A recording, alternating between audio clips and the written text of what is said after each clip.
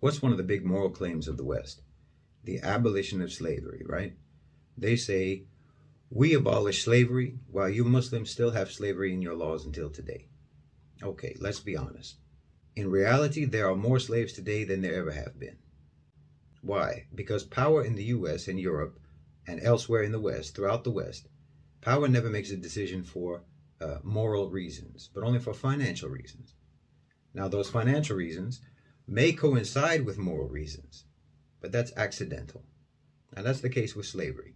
When the moral reasons coincide with the financial reasons, then that just gives you a moral rationale for what is actually a strictly financial decision, to make it look like you're altruistic. But nothing could be further from the truth. The Emancipation Proclamation took place during the Civil War, not before it. It didn't cause the Civil War. It was just an economic weapon by the North against the South during the war. That wasn't a morally driven decision, but it allowed them to package their cause as a moral one, and they've been packaging it like that ever since. Because the truth of the matter is, you didn't abolish slavery, you deregulated it. You know, some historians estimate that up to as much as 90% of the profits that were generated from slave labor ended up being spent on the slaves themselves, on some plantations. Not all of them, but some, spending on their food, their shelter, their clothing, their medical care, and so on, because it was in the interest of slave owners to maintain a slave's physical well-being to one extent or another, because it was expensive to buy a slave, and it's expensive to keep a slave. But you don't have to spend any of that money on a wage slave. You don't have to buy their food, you don't have to buy their clothing, you don't have to pay for their health care, you don't have to pay for their accommodation and so on. They have to pay for all of that from the little bit of money that you give them to rent their labor. It makes financial sense. It's a lot cheaper to rent someone than to buy them. That's deregulation. That's not abolition. You know, a significant portion of former slaves continued to work on the same plantations that they had been working on before emancipation. But now they were responsible for all their own expenses. And many of them, as a result of that, paying for their own health care, their own housing, food, clothing, and so on, they became debt slaves. So they were debt slaves as well as wage slaves. And you all found that model so successful and so lucrative that you expanded it to other sectors, like to the coal miners. Well, that's nothing but deregulated slavery. And you had established such a standard of brutality and inhumanity towards slaves that it put workers' rights in such a hole to where they had to fight tooth and nail just for basic decency, because they were all nothing but deregulated slaves. Oh, it was a genius move. And then, of course, you went around the world on your so-called moral crusade to abolish or to deregulate slavery everywhere, as if anyone in the world had been as savage as you in the practice of slavery. In the Muslim world, slaves were more like proteges, more like wards. The Arabic word that was traditionally used for a slave owner linguistically had the connotation of custodian or caretaker or someone who is responsible for someone else. Slaves had the right to purchase their way out of servitude, and they had the freedom to pursue earning independent income.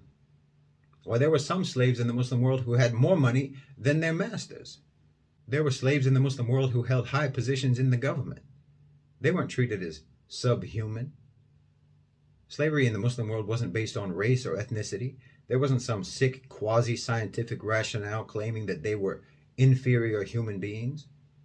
That's unique to American slavery. In Islam, slaves could register cases against their master in court. Slaves in the Muslim world had more rights and more upward mobility than freed slaves in America. Why, they had more rights and more upward mobility than many African Americans have in the U.S. right now. Because we never approached this institution the way you approached that institution. We didn't do it the way you did it. A slave in Islam has to have the same material lifestyle as his master. He can't be overworked and he can't be abused. And if he is, he has legal recourse. So when you went around the world telling everyone how evil slavery is, they didn't know what you were talking about. The slaves didn't know what you were talking about because they had not experienced your form of slavery. They had not experienced American slavery. Look, slavery is something that has always existed and it still exists today. But like with everything else that is part of the human condition, Islam regulated it to ensure that it was practiced morally and humanely, because we know that when you deregulate it the way that you did, it's not going to stop it. It's just going to make it even more inhumane and more exploitative than it was before. And that's exactly what you did. Like I said, you have more slaves now than at any time in human history, and the United States is the top destination for human trafficking, especially for children and for women. So you need to stop bragging about abolition. You didn't abolish anything. You just made slavery even more lucrative and more brutal than you had already made it. And nobody practiced a more brutal form of slavery than you. Now look around your cities. Look at San Francisco. Look at Detroit.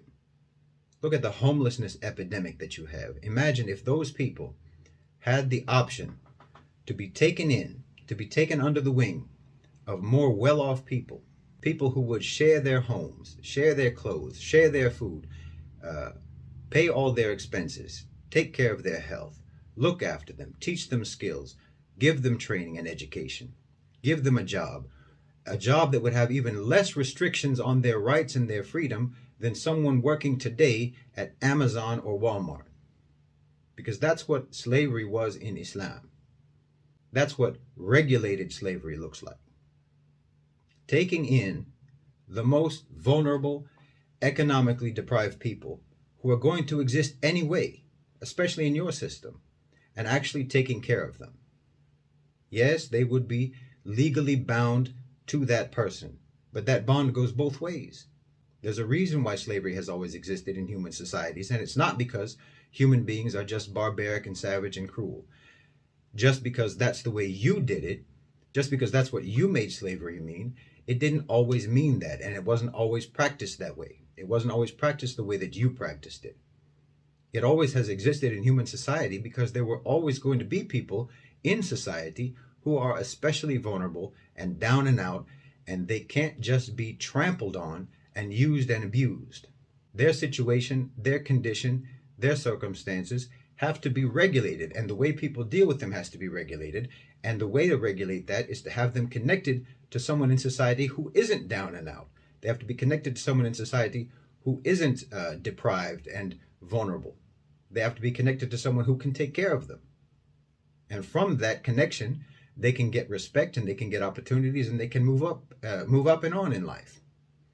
That's the way it was practiced in Islam.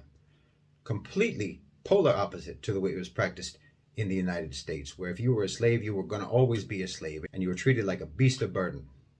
That's the way you practiced it, but that's not the way we practiced it. When I'm talking positively about slavery, you will infer from that I'm talking positively about the way you practice slavery. But let me be clear. There's nothing to say about the way you practice slavery except the strongest possible condemnation. But the way it was practiced in Islam, there's nothing wrong with it at all. Not a thing wrong with it. So look, I don't have any hesitation about this issue, and no Muslim should. You can't make me flinch by talking about slavery. Just like with everything else, Islam came and regulated what is a constant reality of the human condition to make it moral. We don't pretend that it's something that you can get rid of. There's always going to be vulnerable people. There's always going to be people who are subject to exploitation. You can't get rid of it, and you didn't get rid of it. All you did was make it worse. And somehow, because perception is reality in your culture, you get to pretend like you did something good. Well, tell that to the 20 to 30,000 women and children that you traffic every year in the West. You want to pretend that your form of slavery was everyone's form of slavery. And you like to talk about the Arab-African slave trade as if it bears any resemblance to the transatlantic slave trade. Well, it doesn't. Yes, there were African slaves in the Muslim world. African slaves who were enslaved in Africa by Africans and sold to the Muslim world, along with Europeans, along with Arabs, along with Persians, and plenty of other ethnicities. And none of them were treated as subhuman. None of them were regarded as less than human. And many of them went on to achieve high positions in Muslim society, positions of high respect and influence. And if you want to bring up eunuchs and castration, yes, that's a thing that happened. And it happened en route before they reached Muslim lands, because it was illegal to do that to someone in Muslim jurisdiction.